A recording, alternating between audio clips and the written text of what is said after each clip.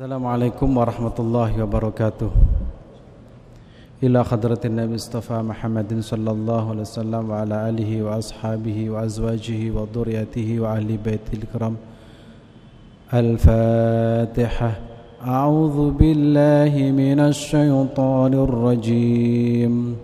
Bismillahirrahmanirrahim. Alhamdulillahi rabbil alamin. الرحمن الرحيم مالك يوم الدين إياك نعبد وإياك نستعين اهدنا الصراط المستقيم صراط الذين أنعمت عليهم غير المغضوب عليهم ولا الضالين آمين. وخصوصا لجميع الأنبياء والمرسلين والشهداء والصالحين والعلماء والعاملين وجميع أئمة المجتهدين جميع الحفاظ والقراء والمفسرين والمحدثين وخصوصا سلطان القادر الجيلاني محمد الغزالي والكتب جميع القبور من المسلمات والمؤمنين والمؤمنات الأحياء من الأموات وخصوصا جميع الأولياء الأحياء والأموات في مال محمد جلالين حبيب عبد الله عبد القادر فكي حبيب عبد الله بن عبد القادر حبيب الأدرس كي عبد المؤتي كي بدر السلام كي محمد سعيد كتام كي طاهر مكو كي ناوي كي طلحة منصور كي عثمان منصور كي مشكور مستعين سامشور أستاذ عبد الله فاكي أستاذ شافعي كي معصفاني كي نصرة الدحلان كي مستقيم أحمد هازم كي جي محمد طلحة حسن وكي محمد طلحة وشيخه كي إدريس كان وشيخه عبد العلي وشيخه أحمد هاشم أشعري وشيخه كي محفوظ الترمذي وشيخه سيد بكر الصادق وشيخه سيد زين الدهلان وشيخه باصر علوي من سلسلتهم وفروعهم أولادهم من سلسلة فرعون تلاميذ في خرد ولف نصر. الفاتحة. أعوذ بالله من الشيطان الرجيم. بسم الله الرحمن الرحيم. الحمد لله رب العالمين الرحمن الرحيم مالك يوم الدين إياك نعبد وإياك نستعين اهدنا الصراط المستقيم صراط الذين أنعمت عليهم غير المغضوب عليهم ولا الضالين آمين. ببركة سورة الفاتحة فضل وشرية سر أمورنا واقض حاجتنا من حوائج الدنيا والآخرة واشف مرضانا ومرضى المسلمين. الفاتحة. أعوذ بالله من الشيطان الرجيم. بسم الله الرحمن الرحيم.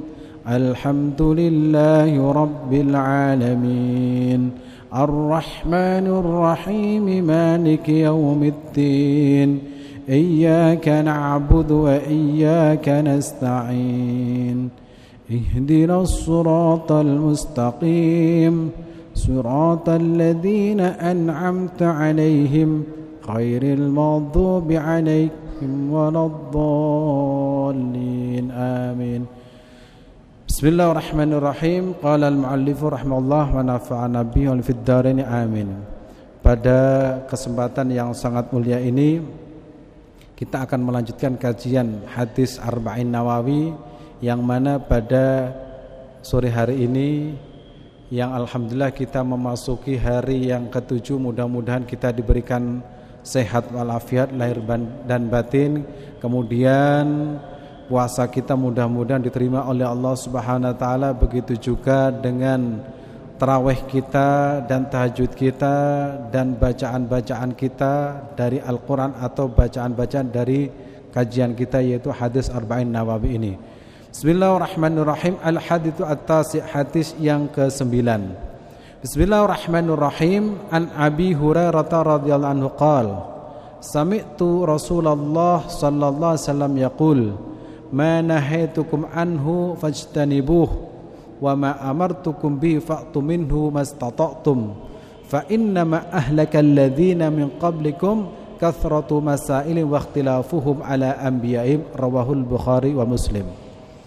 Nah, Bapak Ibu sekalian yang dirahmati Allah di mana saja berada, ini bersumber dari sahabat Abu Hurairah radhiyallahu an. Kita tahu sahabat Abu Hurairah itu sahabat yang sangat dekat dengan Rasulullah sallallahu alaihi wasallam. Karena begitu dekatnya, hampir setiap saat dan setiap waktu itu standby di masjid. Setiap saat dan setiap waktu itu standby di masjid di depan Rasulullah sallallahu alaihi wasallam. Nah, suatu ketika Abu Hurairah ini membuat sebuah pernyataan kepada Nabi Muhammad sallallahu alaihi wasallam. Nah, pernyataan ini bukti bahwa Nabi Muhammad sallallahu alaihi wasallam sangat dicintai oleh sahabat-sahabatnya dan sahabatnya mencintai ya Kanjeng Nabi Muhammad sallallahu alaihi wasallam. Nah, merasa sangat dekat, merasa mencintai dan dicintai sampai suatu ketika Abu Hurairah radhiyallahu an mendekati Rasulullah sallallahu alaihi wasallam lalu bertanya. Pertanyaan yang sangat luar biasa. Ya Rasulullah, inni ra'aitu qatabat nafsi wa qarratni. Ya Rasulullah, inni sesungguhnya aku qad ra'aitu sungguh telah memandangmu.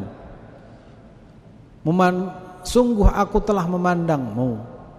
Inni ra'aitu qatabat nafsi, jiwa saya itu terasa tentram.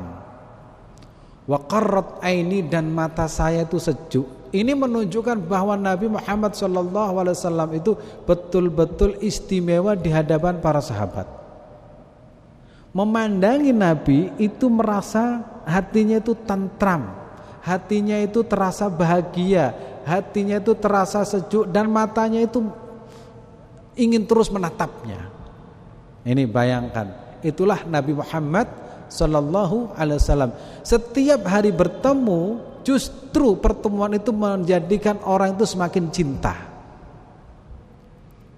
Dan akhirnya tidak kuat menahan itu dan disampaikanlah kepada Nabi Muhammad SAW.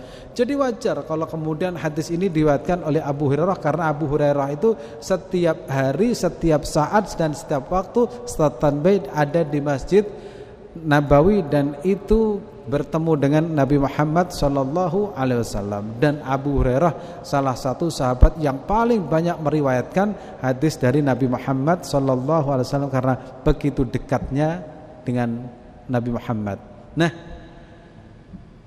dari Abu Hurairah radhiyallahu anhu dari Abu Hurairah radhiyallahu anhu, mudah-mudahan Allah meridhai kepada Abu Hurairah.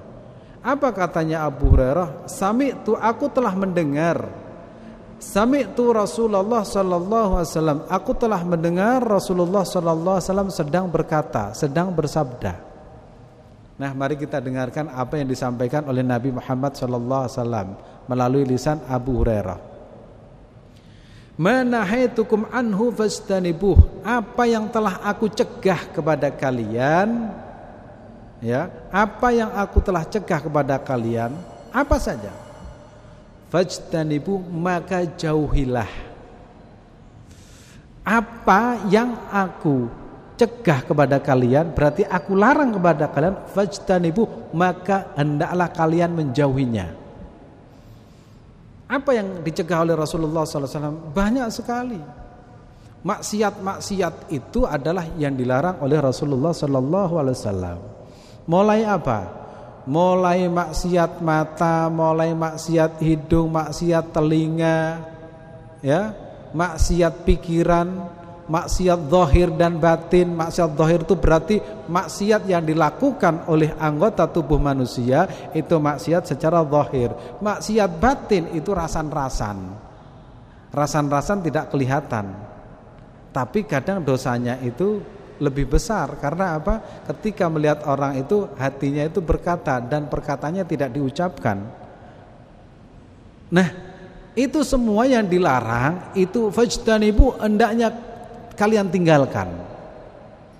Makanya pernah saya sampaikan dalam beberapa pertemuan, tapi tidak di sini, manusia itu punya makom itu namanya makom al-bastu.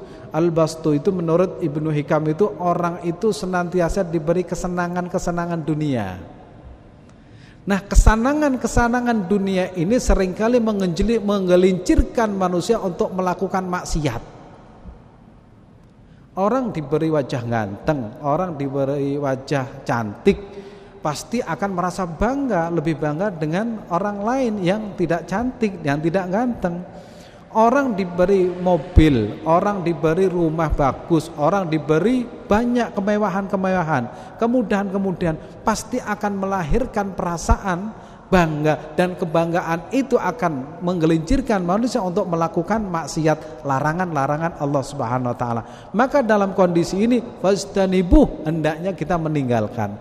Makanya para ulama terdahulu itu lebih suka dalam kondisi tidak menyenangkan, lebih suka dalam kondisi susah daripada menyenangkan, karena banyak sekali orang yang dalam kondisi menyenangkan justru dia itu tergelincir. Nah, dalam kondisi apapun, kondisi senang atau tidak menyenangkan, kita itu diperintahkan untuk menjauhi perkara-perkara yang dilarang Rasulullah Sallallahu Alaihi Wasallam. Dan banyak sekali, kalaupun kita kemudian terlanjur melakukan larangan-larangan maksiat mata, maksiat telinga, maksiat hidung dan lain sebagainya, apa yang harus kita lakukan? Istaghfirullah, mintalah kalian istighfar kepada Allah Subhanahu wa taala. Dan momentum bulan suci Ramadan adalah momentum paling tepat untuk minta ampun kepada Allah Subhanahu wa taala. Terbukti apa? Terbukti puasa Ramadan itu menjadi pelebur dosa. Salat 5 waktu menjadi pelebur dosa. Puasa menjadi pelebur dosa, sholat 5 waktu menjadi pelebur dosa. Kebaikan-kebaikan yang kita lakukan itu menjadi pelebur dosa. Jadi kalau kita sudah terlanjur melakukan kesalahan-kesalahan atau dosa, karena tidak mampu menjauhi itu, maka segera beristighfar kepada Allah Subhanahu wa taala. Ketahuilah ya, orang yang beristighfar, orang beristighfar kepada Allah Subhanahu wa taala itu dosanya akan diampuni oleh Allah Subhanahu wa taala. Bagi Allah untuk mengampuni dosa manusia itu tidak peduli berapa banyak dosa manusia. Yang penting dia itu mau bertobat, akan diampuni oleh Allah Subhanahu wa taala.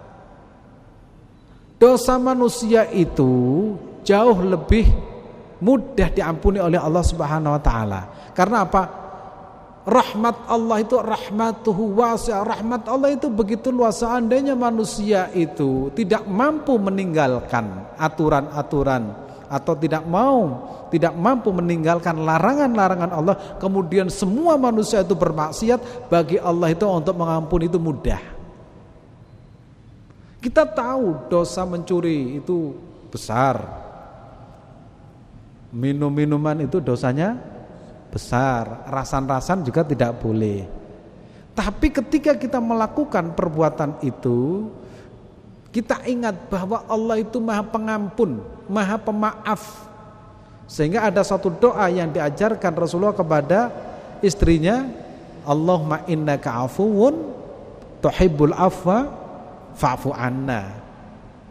Allahumma innaka, ya Allah sesungguhnya engkau afuwun pemaaf, tuhibbu mencintai, al-afwa maaf, fa'fu anna maka maafkanlah aku.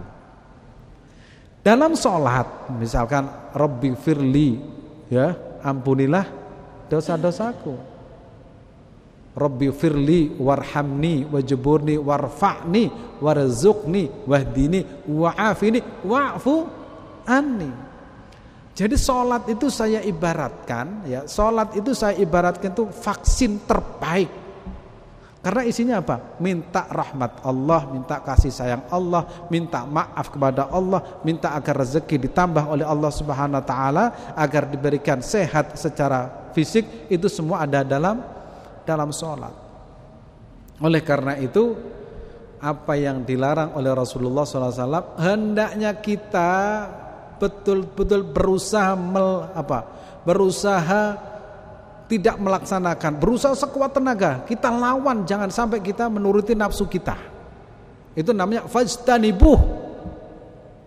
Kemudian wa ma amartukum bihi fa'tu minhu mastata'tum. Sedangkan yang aku perintahkan, Aku perintahkan kepada kalian apa-apa yang diperintahkan oleh Rasulullah SAW, faktu maka kerjakanlah, laksanakanlah.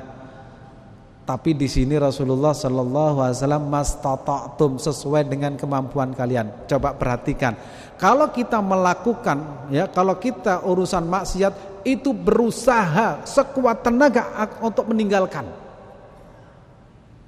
Apapun harus kita lakukan agar kita tidak bermaksiat. Berarti ada pertarungan supaya kita tidak melakukan. Sehingga kita sering mendengar ya, kiai-kiai kita dulu mengatakan begini, naumu shaimin ibadah. Tidurnya orang puasa itu apa? Ibadah. Karena orang kalau niat tidurnya itu untuk meninggalkan maksiat, itu luar biasa besarnya. Karena apa? Itu sedang berusaha apa? Berusaha untuk meninggalkan larangan-larangan Allah Subhanahu wa taala. Manahitukum anhu fastanibu. Jadi ada sebuah usaha yang sangat keras untuk meninggalkan maksiat. Salah satunya yaitu tidur. Ya. Tidur, niat misalkan kita bulan Ramadan. Ini daripada lihat TV, yang TV-nya itu isinya sinetron yang enggak jelas, luwih apik aku turu. Lah, turu iku mau, tidur itu namanya ibadah. Ya, karena apa? Karena kita berusaha keras untuk meninggalkan larangan-larangan Allah Subhanahu wa taala. Timbangane melek, terus melek iku gak kaya apa-apa, turu. Ini namanya berusaha sekuat tenaga. Sedangkan untuk melaksanakan perintah Rasulullah sallallahu alaihi wasallam itu di sini menggunakan mastata'tum, jika kalian mampu. Salat tarawih niku napa hukumnya? Sunnah. Wis aras-arasan aku salat tarawih wis tak ganti ae sedekah. Nah, itu aras-arasan apa? Aras-arasan karena mungkin salat sunnah yang lain sudah banyak. Tapi kira-kira mboten nggih. Nek tarawih aras-arasan liyane ya aras-arasan. Maka di sini mastata'tum, sesuai dengan kemampuan kalian. Artinya apa? Tidak memaksa untuk melakukan apa yang aku perintahkan, kecuali wajib. Kalau wajib harus, sholat 5 waktu harus, puasa wajib, zakat wajib, haji wajib bagi yang mampu. Tapi untuk hal-hal misalkan tarawih ini tidak wajib. Sampai kapanpun tarawih itu hukumnya sunnah, dan tidak tarawih juga tidak apa-apa. Tetapi saya ini punya kewajiban kerja, maka saya kerja nyopir angkot karena kita mendapatkan uang besok untuk biaya anak sekolah. Maka menyopir angkot ini harus diutamakan daripada tarawih. Walaupun setahun sekali. Karena apa? Dia bekerja untuk memenuhi kewajiban makan anak dan istrinya. Makanya di sini mastata'tum, sesuai dengan kemampuannya. Parkir. Ini kalau tidak diparkir, wah ini saya tanggung jawabnya besar. Maka menjaga tempat parkir, menjaga keamanan itu jauh lebih besar pahalanya daripada tarawih. Karena apa? Tanggung jawabnya sekian banyak. Bayangkan kalau tukang parkir itu tidak ada, yang tarawih itu merasa was-was. Berarti orang parkir itu pahalanya sekian banyak dari orang tarawih. Oleh karena itu untuk urusan ibadah itu mastata'tum, apalagi ibadah sunnah. Wong sholat wajib saja tidak bisa berdiri, itu hendaknya duduk, tidak bisa duduk, layah-layah turu, gak iso turu, kedip-kedip tok ngeten, Allahu Akbar, sami Allah, tapi merem. Nek wis gak iso melek merem, ya berangkat nek kasin. Nah, ya berangkat. Itulah namanya ibadah ya. Makanya Nabi itu tidak memaksa ibadah seseorang seperti apa yang dilakukan oleh Nabi Muhammad SAW, karena setiap orang itu punya kemampuan berbeda. Ada ayat yang turun begini waktu itu. Ya ayyuhalladzina amanu taqullaha haqqa tuqatih wa la tamutunna illa wa antum muslimun. Ya ayyuhalladzina amanu taqullaha haqqa tuqatih. Hendaknya kalian takwa itu haqqa, benar-benar takwa. Wa la tamutunna illa wa antum muslimun. Para sahabat itu mikir, Gimana itu? Benar-benar bertakwa. Enggak mungkin lah ketakwaan saya itu setara dengan ketakwaan Rasulullah Shallallahu Alaihi Wasallam. Setelah protes kepada Nabi Muhammad Shallallahu Alaihi Wasallam, maka turunlah ayat wattaqullaha mastata'tum. Maka takwalah kalian sesuai dengan kadar kemampuannya. Kita ini sholatnya, ya sholatnya beragam. Kalau zaman Nabi sholat tarawih itu menjelang subuh baru selesai, yang dibaca panjang-panjang. Utsman bin Affan witirnya itu hari-hari biasa, witirnya itu yang dibaca itu satu apa? Satu Al-Quran penuh, khatam tiap hari. Kita tarawihnya ya kulhu tiap, ya tarawihnya tiap dibaca apa? Kulhu. Bismillahirrahmanirrahim. Alhamdulillahi rabbil alamin arrahmanir rahim maliki yaumiddin iyyaka na'budu wa iyyaka nasta'in ihdinas siratal mustaqim siratal ladzina an'amta 'alaihim ghairil maghdubi 'alaihim waladdallin amin. Bismillahirrahmanirrahim. Qul huwallahu ahad Allahus samad lam yalid wa lam yulad wa lam yakul lahu kufuwan ahad. Nah, mampunya itu sudah enggak apa-apa. Sehingga kan banyak itu di sekitar kita itu tarawih itu yang paling umum itu kan rada cepet ya, tapi ya kalau cepet-cepet nemen. Nah, kita bayangkan kalau tarawih itu mau disamakan seperti zaman sahabat nggak bisa. Nek jenengan tarawih pingin di zaman para sahabat, kira-kira sampean tarawih nek sampinge nggawa STMJ, entuk 2 rakaat diminum STMJ. Nggawa apa? STMJ karena apa? Mbek jamu itu 2 rakaat jamu itu orang karena apa? Gak kuat secara fisik juga gak kuat. Makanya melok sing umum ae. Termasuk teng sabilillah niku 1 juz tapi gak pati suwe, meh padha nek Mekah lah. Panjenengan sedaya nek pengin salat kaya nek Mekah, salat teng sabilillah. Karena juga 1 juz, macane yo enak. Nah niki. Jadi di sini fa'tu minhu mastata'tum, sesuai dengan kemampuan kita. Kalau kita mampunya itu 20 terus rada cepet ya gak apa-apa. Bahkan ana sing ulama sing penting ku gelem salat iku alhamdulillah. Nunjukne nek gelem salat niku atine iku eling maring Gusti Allah Subhanahu wa taala. Mau tidak mau seneng bulan Ramadan, seneng masuk bulan Ramadan. Kok seneng krana niku bulan suci, seneng akhirnya gelem tarawih senajan cepet gelem tarawih.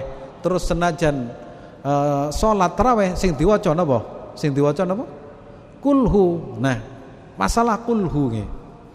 Makane nek enten ilmune niku enak. Enten seorang sahabat niku nek salat mesti gawe kulhu, main kulhu tiap harus salat.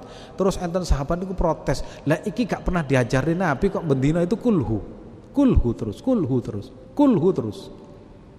Akhirnya dilaporkan kepada Rasulullah SAW. Ya Rasulullah niku lho salate mesti main kulhu. Terus ditanya sahabat niku, "Kenapa kamu main kulhu?" Dijawab, "Karena di dalam kulhu itu min sifatur rahman. Saya cinta karena di dalam itu sifat mulia Allah Subhanahu wa taala." Wih. Ternyata dasarnya itu cinta. Makanya ini dirubah ya. Makin orang yang sholat tidak kuat terlalu lama, juga gak hafal surat yang panjang, main kulhu, didasari kita cinta kulhu. Kayak dini sahabat nih kok. Apa? Saya mencintai kulhu karena itu sifat-sifat Allah di dalamnya. Nabi itu mengeluarkan sebuah pernyataan yang luar biasa. Hubbuka iyyah atqalakal jannah. Cintamu kepada kulhu, surat Al-Ikhlas, menjadikan kamu sebagai ahli surga. Ahli surga. Dan insya Allah kita semua adalah ahli surga karena setiap hari sholat menggunakan kulhu. Fa inna ahlakal ladzina min qablikum kathratu masai wa ikhtilafum ala anbiya'im. Wong-wong biyen niku sing ancur-ancur niku rusak akeh takone kepada nabi-nabinya terus gak dilakoni. Nah, kita insya Allah bukan itu. Kita itu kalau bertanya insya Allah ngelakoni. Bertanya kemudian kita melakukan. Oleh karena itu ya, kalau kita bertanya itu tahu sami'na wa ata'na. Kita sami'na wa ata'na kepada para ulama. Mudah-mudahan bermanfaat hadis ini. Kita mencintai Rasulullah dan melaksanakan apa yang dicontohkan oleh Nabi Muhammad sallallahu alaihi wasallam. Mudah-mudahan Allah Subhanahu wa taala mencurahkan rahmat-Nya kepada kita semua. Amin ya rabbal alamin. Bismillahirrahmanirrahim. Allahumma shalli wa sallim ala sayyidina Muhammadin wa ala alihi washabbihi tasliman katsira. Allahumma habbibna al-iman wa zayyinhu fi qulubina wa karihna al-kufra wal fusuqa wal isyan waj'alna minar rasul. Allahumma 'allimna bima 'allamtana innaka antal alim hakim. Rabbi zidni ilma wa ahlikni bis salihin. Allahumma barikna fi hadha ash-shahr barak yassir umurana waqdi hajatana waqdi hajatan min hajid dunya ya karim innaka mujibus alim. Subhana rabbika rabbil izzati amma yasifun wa salamun alal mursalin walhamdulillahi rabbil alamin. Wabillahi taufiq. Assalamualaikum warahmatullahi wabarakatuh.